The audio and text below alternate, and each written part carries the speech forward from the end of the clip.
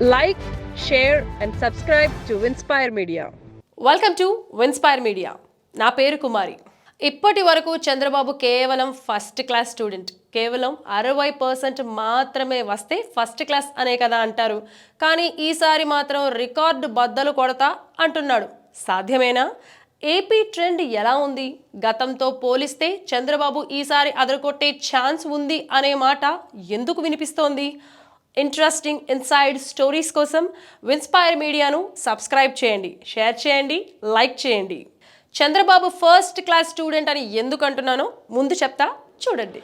చంద్రబాబు నాయకత్వంలో టీడీపీ ఎన్నికల బరిలో తొలిసారిగా దిగింది 1999లో. అప్పట్లో కూడా బీజేపీతో పొత్తుంది.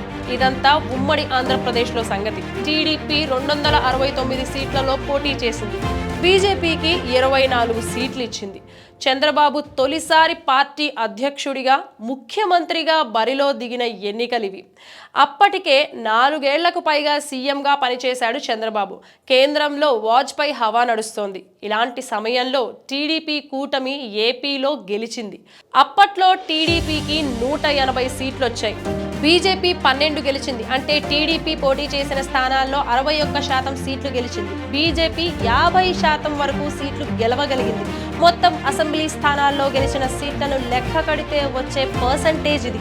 ఇదే చంద్రబాబు చరిత్రలో ఇప్పటి వరకు హైయెస్ట్. ఎందుకంటే 2014లో కూడా బీజేపీతో జట్టు కట్టి చంద్రబాబు గెలిచిన స్ట్రైక్ రేటు మాత్రం ఇంతకన్నా తక్కువగానే ఉంది.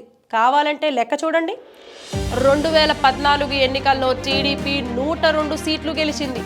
బీజేపీ 4 స్థానాల్లో విజయం సాధించింది. మొత్తం సీట్లు 175 కాబట్టి టీడీపీ గెలుపు శాతం 58%.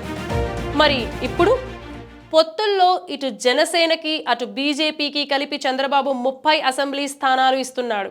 అంటే టీడీపీ 145 సీట్లలో పోటీ చేస్తోంది. కానీ ఈసారి మాత్రం గెలిచే సీట్ల సంఖ్య భారీగా ఉంటుందనే అంచనాలు ఉన్నాయి. టీడీపీ సొంతంగానే 120కి పైగా స్థానాలు గెలుస్తుంది అనే అంచనాలు ఉన్నాయి. అదే జరిగితే టీడీపీ 70 నుంచి 75% సీట్లు గెలిచినట్టే. కూటమిగా లెక్క చూస్తే 150 సీట్లు దాటితే 85% సీట్లు కొట్టేసినట్టే. ఈ లెక్క పేపర్ మీద వేసింది కాదు, క్షేత్రస్థాయి నుంచి లెక్కలు తీసి ప్రజాభిప్రాయాన్ని అంచనా వేసి 3-4 కోణాల్లో పరిశీలించాక చెబుతున్న మాట. అందుకే చంద్రబాబు ఈసారి దూకుడుగా ఉన్నారని, అందరికంటే ముందు అభ్యర్థుల్ని ప్రకటించారని అంటున్నారు.